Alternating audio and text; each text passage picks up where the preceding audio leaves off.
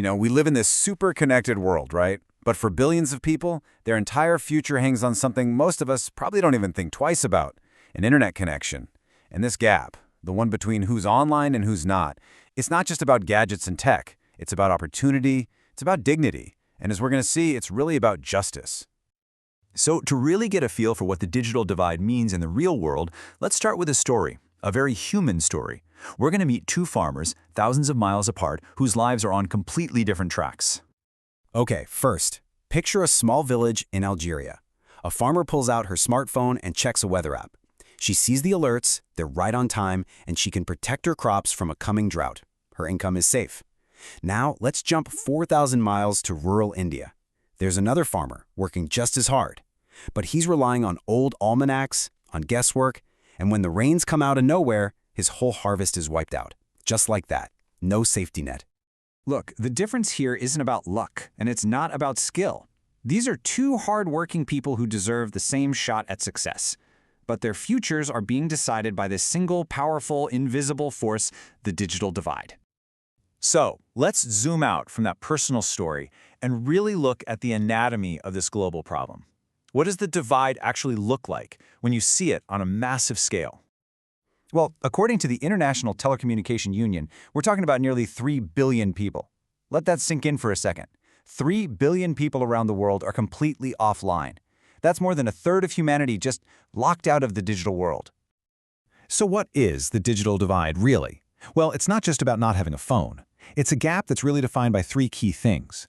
First up is access. Just not having internet service or a device to begin with.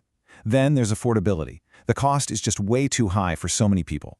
And third, and this one is crucial, is skills. Not having the training to actually use the technology in a meaningful way.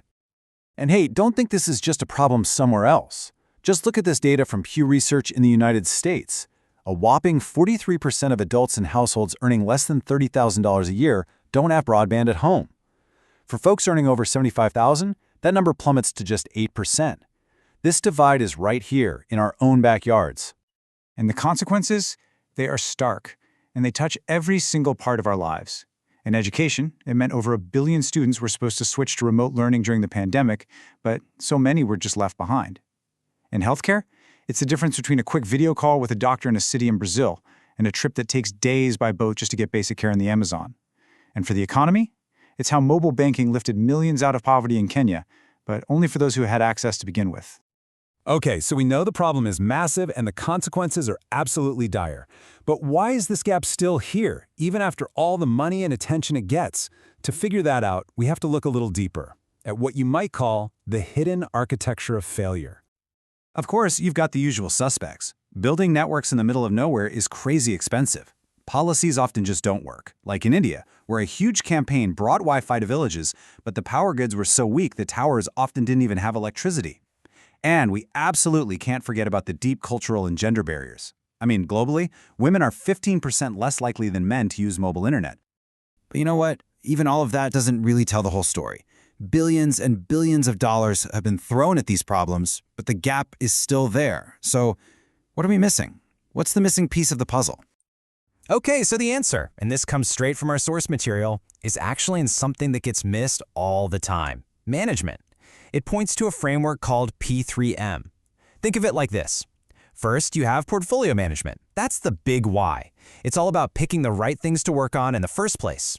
Then you've got program management. That's the how do these connect? It makes sure all the different pieces are actually working together, not against each other.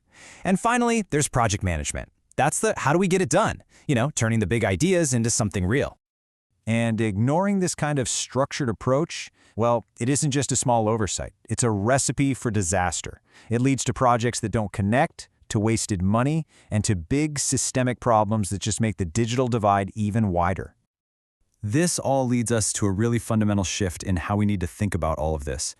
The solution isn't just about wires and towers anymore. We have to look beyond that. As the source material puts it so perfectly, bridging the digital divide requires much more than building physical infrastructure. And this, right here, is where the real challenge begins. So here it is, the core idea that changes everything.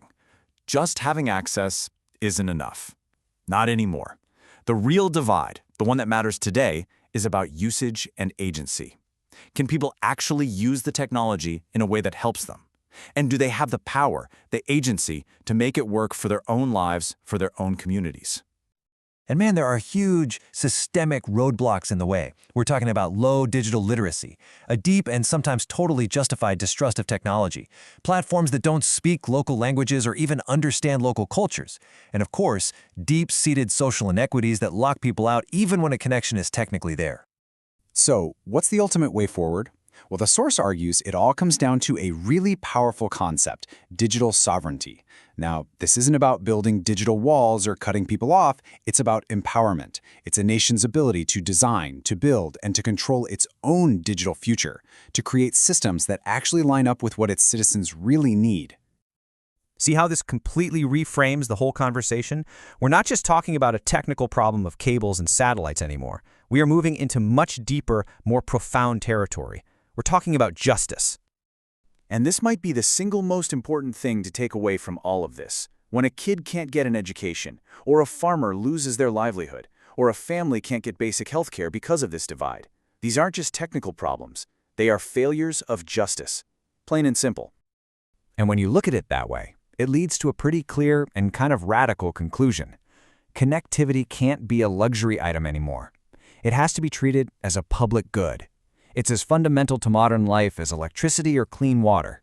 So at the end of the day, the challenge isn't just about getting the next billion people online. The real question we have to ask ourselves is this: how do we build a digital future that actually empowers people and doesn't just connect them? All of the information and the really powerful ideas we've been digging into in this explainer come directly from a brand new book. A material comes from the book Homo-Servus, The Collapse of Human Sovereignty in the Digital Era by Dr. Wahiba Malawi, Dr. Mumbarkot Mohammed, and Dr. Halima Malawi. For anyone who wants to dive deeper into this, you can find it on Amazon Books, and you can connect with the authors through their website. Thanks so much for joining me.